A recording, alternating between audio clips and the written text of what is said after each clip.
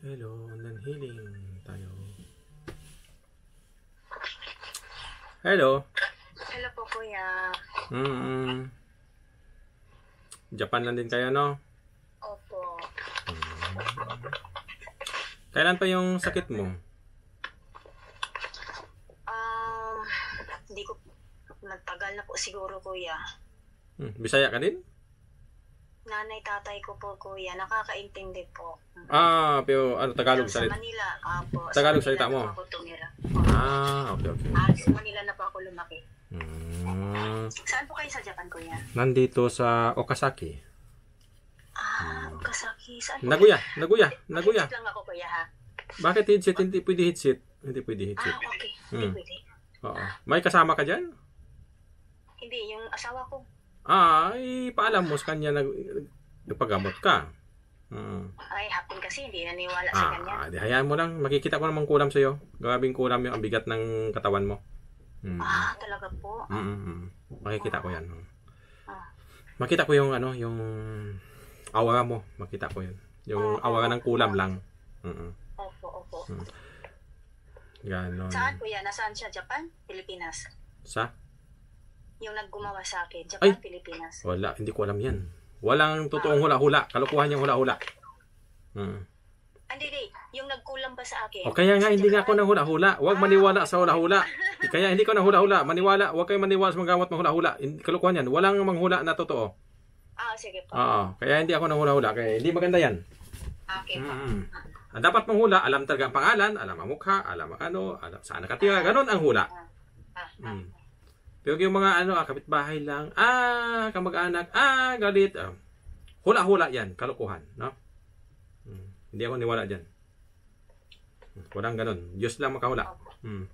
Kaya huwag mo ko tanungin kung sino nagkulam sa'yo. Hayaan mo silang papasahan natin. Mamatay sila sa sarili ng kulam, ibabalik ko yung kulam. Kasi makikita ko sa katawan mo. Sige po. Ano pang naramdaman mo, iba? Kuya, hindi ako makatulog.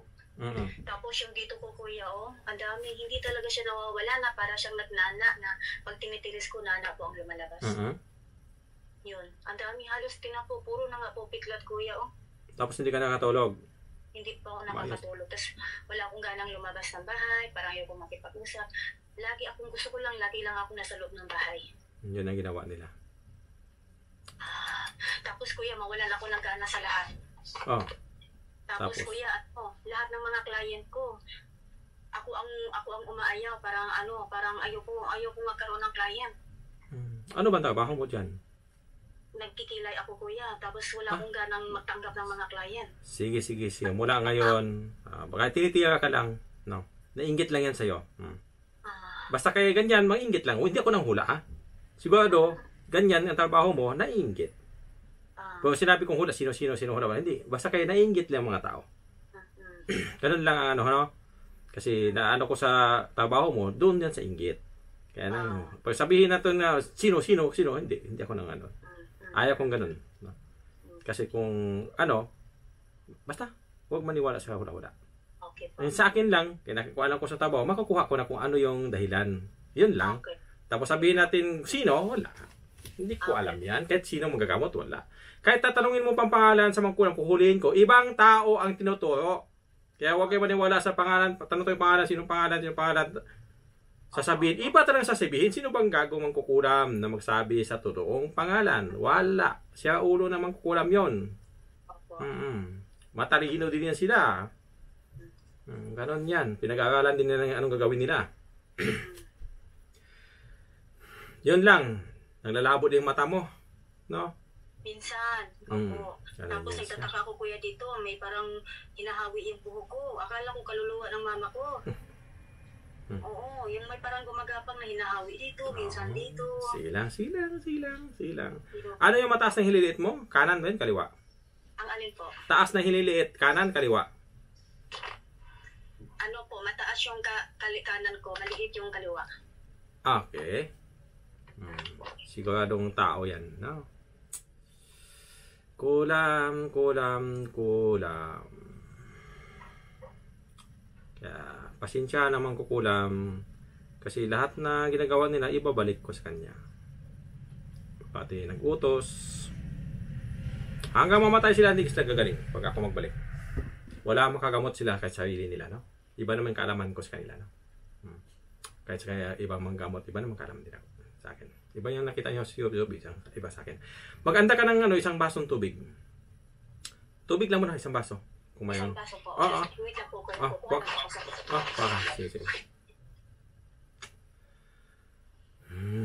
Kalat ng mga kulam ngayon, kahit saan-saan na lang.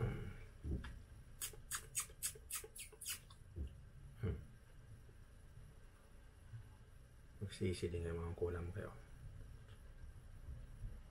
Gagapang ko sa sarili niyong kulam. Ito na. Sige. Ilagay mo lang kung saan mo ilagay.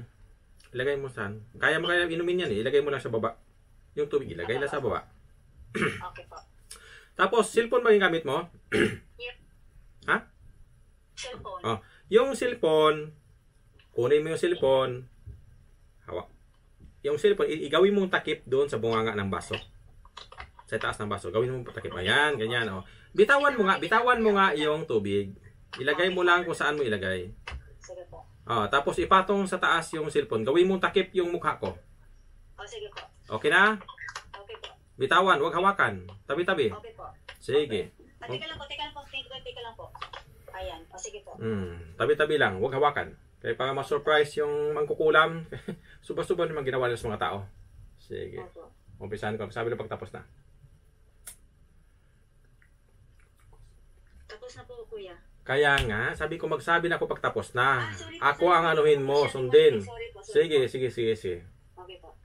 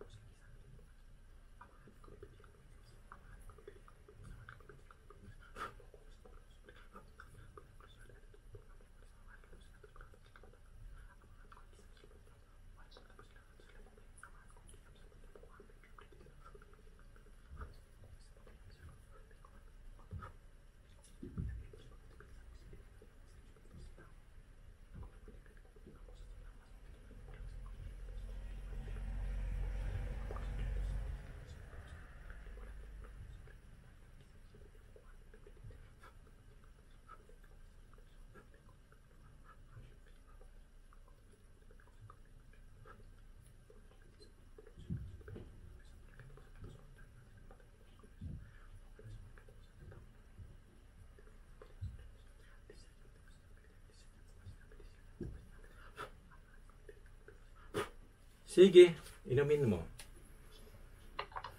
Inumin mo. Kaya baklasin ko muna yung... baklasin ko muna yung kulam. Ibalik sa kanila.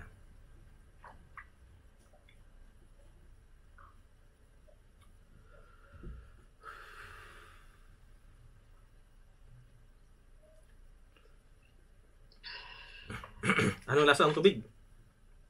Lasang tubig? Lasang tubig po. Ganun yan siya. Ngayon, yung mga masamang espiritu na sa loob ng katawan mo, nagapang-gapang dyan ano-ano, mamamatay na ngayon. Tapos yung lahat na sakit mo, nandoon na sa nag-utos. Ang nag-utos, gagaling pa nag-utos kung babalik sila sa Diyos Ama natin. Hindi sila tawad. Hindi sila magpakulam. Pero yung mangkukulam, hindi ko pinapatawad. Hanggang mamatay sila, nandoon ang dasal sa kanila. Hindi na magamit ng Latin, ng mga orasyon, ng mga black magic, hindi na magamit. Sa yung power na, tinatanggal ko din. Tapos yung espiritu nila, sa mga gabay nila, mga ano, lahat mamamatay ngayon. Yung espiritu na mangkukulam, dahan-dahan mamatay pati katawan. Pag marami na silang pinatay. So, pag wala pa silang pinapatay, dahan-dahan silang mamatay sa sarili nilang kulam. Kung anong ginagawa sa'yo, ganun din ang mangyayari sa mangkukulam. Hindi din siya makatulog forever. Hanggang mamatay sila. Kasi, pausa ngayon, husga ng mga mangkulam ngayon. Husga ng mga masama ngayon. Nag-umpisa na yung husga. Hindi lang tao ang husgaan ngayon, pati yung spirit ngayon husgaan. No? Tingnan mo yung kamay mo, pantay na yan. Pero kuya, gumaan yung pakiramdam ko. Oo, siyempre. Ganon talaga. Pag nagpantay na yung lilit mo, wala na yung kulam sa katawan mo, nandoon na sa kanila. Dalasalan pa kita mamaya, sisiliwan pa kita. Tingnan mo yung kamay mo, tingnan mo yung kamay mo. Isukat mo muna, para alam mo. Kung nagpantay ba wala, tingnan mo. Wala, pantay na. Wala, pantay na. Okay na, kita mo. Wala, pantay na po. Oh, ganun yan siya maggamot. Isang ano lang yan. Ganon ang pagagamot na totoo, no? Wala, kuya, nagpantay na po. Oh, ganun yan. Magic yan, magic. Yung mga sakit mo, saka yung ginagawa ng kamalasan sa'yo, yung nasa ulo mo, wala na. Nandoon na sa kanila. Yung mukha mo na first na nga, oh. Lalo na mamaya pag sinisiliwan kita, biniblis kita. Tinatanggal ko muna para mapausahan sila. Lahat na espiritu na masama na sa loob ng katawan mo nagdadala ng sakit, patay ngayon. Automatic patay, sunog. Amang kukulam ngayon, ayun na, nanghina na ngayon. Bagsak yun sila. Ano yung sakit mo? Ganun din nila. Tapos yung espiritu na dahan-dahan mamatay, husgahan sila. Kahit hindi ko pahulihin, mamamatay pa rin sila. Ganon, kawawa amang kukulam pag nakatimingan sila na totoo na manggagamot, no? Kawawa sila. Ganon yan siya, paggamot. Sige. Kuya, pahingi ako ng ano mo nga, yung